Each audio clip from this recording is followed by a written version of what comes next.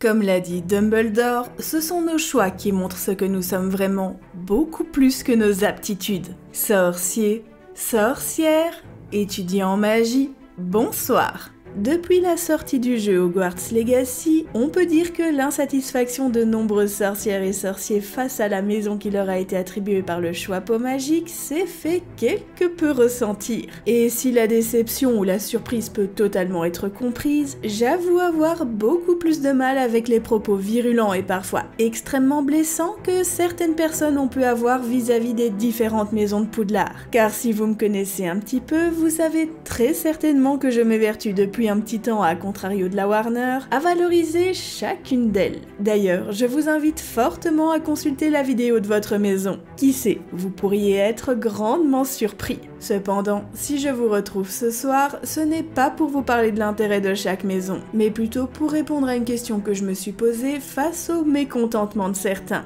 Allez, installez-vous confortablement, préparez votre plus bel uniforme de Poudlard et surtout pensez à vous abonner, c'est important. C'est parti pour tenter de déterminer s'il existe bel et bien une maison pire que les autres à Poudlard. Bon. Avant toute chose, il faut que je rétablisse un fait. Comprenez que si certaines maisons n'ont vraiment pas bonne réputation, c'est tout d'abord à cause de l'adaptation cinématographique de la saga. Alors rien ne sert de les blâmer, rangez vos torches et vos baguettes, comme je l'ai dit, c'est une adaptation. Et forcément quand on adapte au cinéma, on prend la décision de garder certains aspects de l'œuvre originale et d'en laisser d'autres. Et si l'on ajoute à cela que la créatrice de l'univers avait déjà mis un petit peu à l'écart la maison de Serdaigle et de Poufsouffle dans les livres, il était évident qu'au réajustement cinématographique, elles allaient devenir quasi inexistantes pour laisser plus de place au héros et sa maison ainsi qu'à ses ennemis d'une autre maison. Ce qui donne une impression d'inutilité terrible à la maison de Serdaigle et de Poufsouffle et de stéréotyper les deux autres. Autrement dit, que Gryffondor appartient aux vaillants héros et que Serpentard appartient aux gros pourris bien méchants. Et ça, ce n'est franchement pas terrible.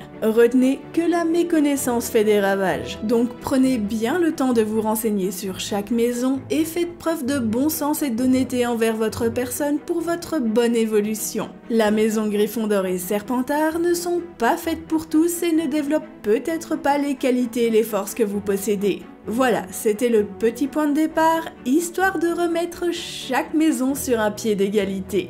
Maintenant, passons aux maisons. Il faut savoir que chaque maison possède ses qualités et ses défauts et qu'elle se répercute indiscutablement sur ses membres. Je le rappelle, aucune maison n'est parfaite ni exemplaire. Et c'est justement ça qui nous intéresse pour déterminer s'il existe véritablement une maison pire que les autres. Retenez que ce que je vais vous présenter ici n'est qu'une petite facette sombre de chaque maison, car je compte vous faire des épisodes bien plus approfondis sur le sujet. Allez, commençons par la maison Gryffondor, puisque c'est la plus connue. Si cette maison est réputée pour développer le courage, la chevalerie ou encore la force d'esprit des plus intrépides, il n'empêche qu'elle a accueilli des lâches comme Peter Pettigrew, des fauteurs de troubles comme les jumeaux Weasley ou encore des harceleurs comme les maraudeurs. Si l'unité fait la force chez les Gryffondor, on peut dire qu'elle n'a pas toujours été utilisée à bon escient. Comme on a pu le constater avec Severus Rogue tyrannisé par James et Sirius, ou encore avec le capitaine de Quidditch de Serpentard, enfermé tête la première par les jumeaux Weasley dans l'armoire à disparaître cassée alors qu'il essayait d'enlever des points à la maison Gryffondor. S'il est normal de ne pas accepter les injustices comme par exemple de perdre des points gratuitement pour sa maison, il l'est beaucoup moins de répondre par la brutalité et l'impulsivité. Et ces derniers font pourtant bien partie des défauts majeurs de la maison Gryffondor. Comprenez que s'il est dans la nature des élèves de Gryffondor d'être compétitifs, ils le sont parfois beaucoup trop, ce qui les rend impatients, irascibles et provoque chez eux des comportements dangereux et impulsifs. Et tant qu'à parler de leur comportement, parlons-en justement. Même s'ils ont le sens de l'unité, nos petits Gryffondor aiment leur personne. Ils aiment être applaudis, regardés et complimentés à différents degrés, ce qui peut les rendre arrogants et fortement suffisants. Et malheur à celui qui ne se plie pas à leur volonté. volonté. Ils risqueraient d'être confrontés à leur agressivité et celle de leurs copains. Et quand je parle d'agressivité, sachez qu'elle sera autant physique qu'orale, car l'impulsivité du Gryffondor l'empêche très clairement d'être diplomate. Son manque de tact peut l'amener à avoir un ton condescendant et des propos moralisateurs, voire même offensants. Et oui, il n'y a pas que les Serpentards qui peuvent être affreux. Et justement, parlons de la maison Serpentard. Si elle est réputée pour développer l'ambition, la détermination, la ruse ou encore l'ingéniosité de ceux qui possèdent les graines de la grandeur, elle n'accueille pas que les mages noirs. Eh bien oui, je le fais dans l'autre sens vu que c'est l'une des maisons les moins comprises de Poudlard. Et non, le Seigneur des Ténèbres n'incarne pas toutes les caractéristiques déterminantes du Serpentard. La maison possède de prestigieuses sorcières et sorciers connus pour leurs bienfaits dans la société magique, comme par exemple Merlin. Voilà, il me semblait important de le mettre en évidence. Maintenant, comme nos petits Gryffondor, nos petites reines et rois de la baston et de la provocation ne sont pas en reste. Commençons par leur atout phare, l'ambition. Atout qui peut vite devenir très problématique s'il est poussé à ses extrêmes, car si cela leur donne une arrogance folle, cela les entraîne surtout à devenir totalement opiniâtres, et de ce fait à les rendre peu scrupuleux, manipulateurs et parfois même cruels pour atteindre ce qu'ils désirent. Sachez que ce genre de Serpentard fera inévitablement passer ses propres intérêts avant ceux des autres. Et s'il faut faire des sacrifices pour y arriver, eh bien il en fera. Et forcément, qui dit ambition poussée à son paroxysme, dit soif de pouvoir. Si les élèves de Serpentard sont animés par un désir d'appartenance et cherchent souvent la confirmation de leur père, il n'empêche qu'ils aiment être des meneurs, et parfois même un peu trop jusqu'à en devenir totalement dominants, ce qui peut les rendre hermétiques à l'opinion et les émotions des autres et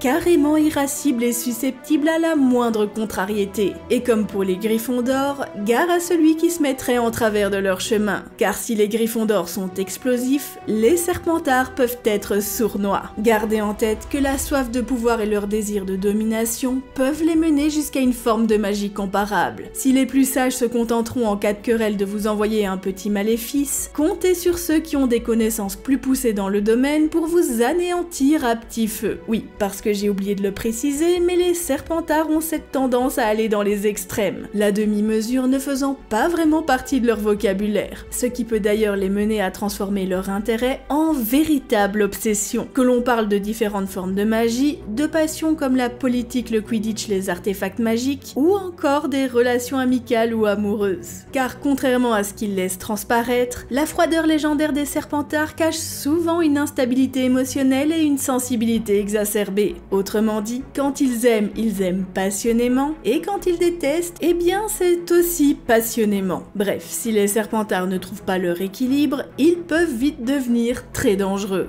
Mais ce n'est pas les seuls à faire peur. Passons maintenant à nos amis de la maison Serdaigle. Si la maison est réputée pour développer la sagesse, la créativité et l'intellect des plus curieux, il n'empêche qu'elle a accueilli Gilderoy Lockhart, éminent imposteur dépourvu d'érudition du monde des sorciers. Et vous savez ce que Gilderoy partage avec certains élèves de Serdaigle? Eh bien, c'est le fait d'être persuadé qu'ils valent mieux que les autres sans grand fondement. Et quand je dis les autres, ce n'est pas que les élèves des autres maisons, ce sont aussi les élèves de leur propre maison. L'incroyable suffisance de ce genre de Serdaigle peut les rendre dédaigneux, arrogants, hautains et totalement fermés à la vision, la logique et l'opinion des autres. Ce qui, on ne va pas se mentir, va quelque peu à l'encontre des valeurs de leur maison. Leur égocentrisme peut les conduire à fermer de nombreuses portes à des idées nouvelles ou à des cheminements de pensée qui ne suivent pas le leur, ce qui les cloître dans de nombreux ruminements mentaux et un cercle d'amis plus que restreint, et peut les mener également à faire vivre un enfer aux malheureux ne partageant pas leur vision du monde,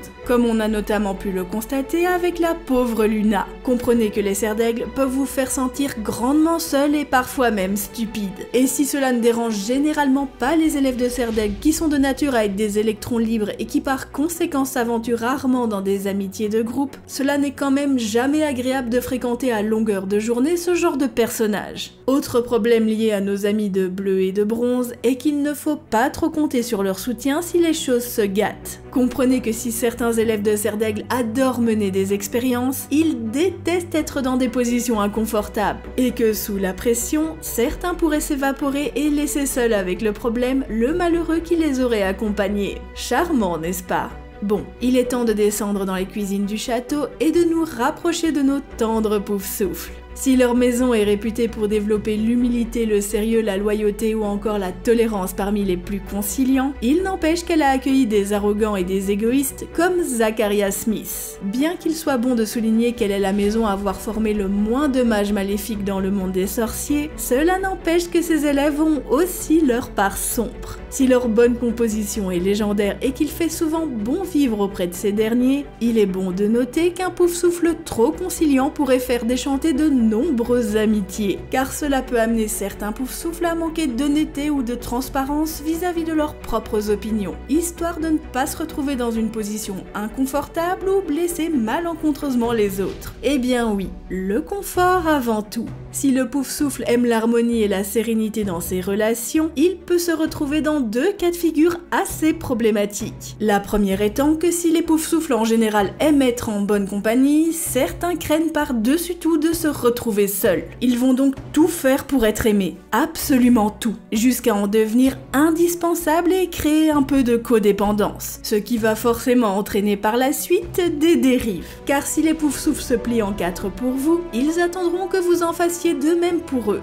Certes, c'est un peu naïf de leur part, mais les Poufsouffles ont le sens du partage et de la réciprocité, et ils attendent de ce fait que leurs compagnons soient comme eux, c'est-à-dire dévoués et fidèles. Et si vous avez l'audace de refuser l'une ou l'autre demande, cela pourrait les conduire très facilement à la victimisation. Concernant le deuxième cas de figure, c'est le total opposé, c'est-à-dire que certains Poufsouffles peuvent se sentir pas du tout à leur place en compagnie humaine, et peuvent préférer passer leur temps seuls ou en compagnie d'êtres magiques ou animaux fantastiques, ce qui peut les rendre profondément solitaires et leur échange au fil du temps très lunaire et maladroit. Sachez pour terminer que le Poufsouffle aime son confort et par conséquent ses vieilles habitudes. Donc bon courage pour les changer ou tenter de les faire sortir de cette zone si confortable et peut-être quelque peu empoisonnée. Voilà qui conclut quelques défauts des maisons. Comme vous l'aurez compris, les maisons sont aussi différentes que les membres qui y sont affiliés. Il est de ce fait normal de ne pas s'identifier à chacune d'elles et de n'avoir parfois aucun attrait pour certaines, et trouver ainsi leurs défauts